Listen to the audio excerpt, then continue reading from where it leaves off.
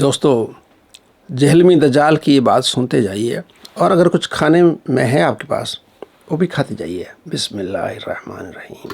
وہ میرے بھائیوں، امام احمد بن حنبل المتوفی 241 ہجری کی کتاب فضائل صحابہ، یہ کتاب یہ ہمارے جہلم شہر سے پرنٹ ہو چکی ہے پہلی دفعہ اردو ترجمے کے ساتھ۔ اس میں 1962 احادیث ہیں، 1962، اور آلموسٹ کوئی 750 صفحات کے اوپر یہ مشتمل کتاب ہے۔ جی دوستو مزہ لیجیے۔ کہتا ہے کہ آپ حیران ہوں گے کہ اس میں کیا ہے۔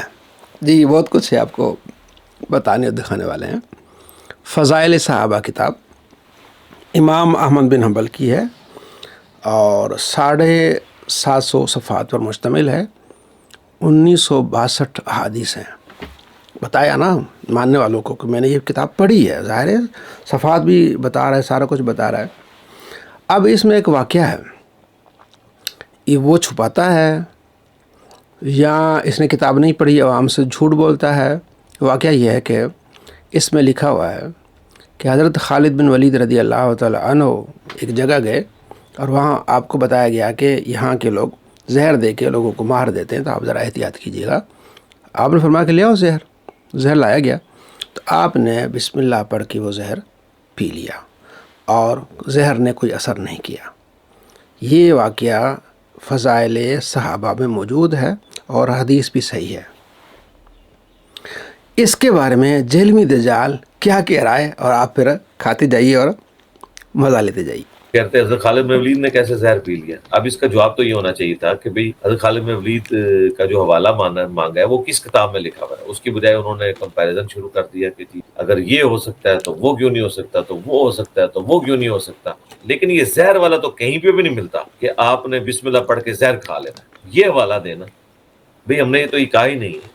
ہم نے پہلی چیز اس سسٹر نے یہ آپ سے پوچھی تھی کہ یہ لکھا کہاں ہوا ہے، وہ تو آپ نے بتایا نہیں۔ یہ ایون خالد ابن ولید کے بارے میں انہوں نے مشہور کیا جی، ان کے پاس ایک بندہ زہر لے کے آیا، انہوں نے بسم اللہ پڑھ کے پی لیا۔ استغفر اللہ۔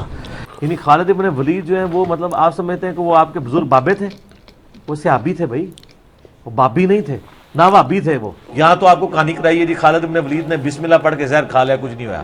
کہانی ہے، جھوٹ ہے۔ جی دوستو آپ نے دیکھا اور سنا، خالد بن ولید صحابی تھے، کوئی بابی نہیں تھے، وابی نہیں تھے۔ کہاں لکھا ہوا ہے؟ اسی کتاب میں لکھا ہوا ہے۔ یا تو جاہل ہے یا یہ چھپا رہا ہے بات کو۔ جاہل تو اپنے آپ کو مانتا نہیں، وہ کہتا ہے عقل کل میں ہوں اور میں نے ساری کتاب پڑھی ہوئی ہے، صفحہ بھی بتا رہا ہے۔ اسی کتاب میں لکھا ہوا ہے، صفحہ نمبر آپ کے سامنے ہے، حدیث نمبر 1482، اور بھی آپ کو اس میں حدیثیں مل جائیں گی، صحیح حدیث۔ کہاں لکھا ہوا ہے؟ اس نے پڑھا ہے اور نہیں بتا رہا تو اس کی کمینگی ہے، اور اگر اس نے نہیں پڑھا تو جھوٹ بول رہا ہے کہ جناب علی اتنی صفحات کی ہے اور اتنا ہے کچھ ہے، اور اکثر آپ کو حوالے دیتا ہے۔ تو اس لیے ہم اسے کہتے ہیں جہلمی دجال، کیونکہ یہ کرامت تھی اور یہ کرامات کا منکر ہے اور اپنے فتوے سے کافر ہے۔ کیسے؟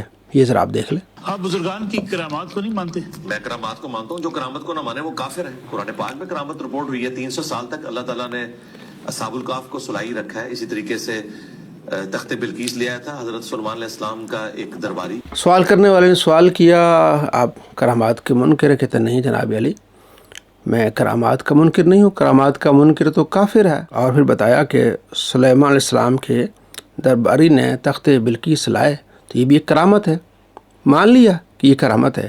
اب ہم آپ کو دکھاتے ہیں، اس میں دو چیزیں اس نے مانی ہیں کہ یہ کرامت ہے اور کرامات کا انکار کرنے والا کافر ہے جو کرامات ثابت ہیں۔ اب اسی کرامت کا انکار کر رہا ہے کہ دقت نظر سے دیکھا جائے تو یہ کرامت نہیں ہے، دقت نظر سے کرامت نہیں ہے۔ پہلے اب مان گیا کرامت ہے اور کرامت کا انکار کرنے والا کافر ہے۔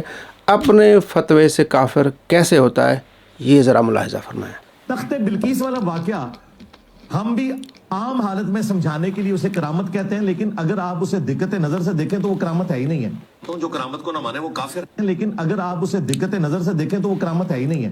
تو جو کرامت کو نہ مانے وہ کافر ہے۔ ایک دم انہوں نے وقت بدل دیا، جذبات بدل دیے، زندگی بدل دی۔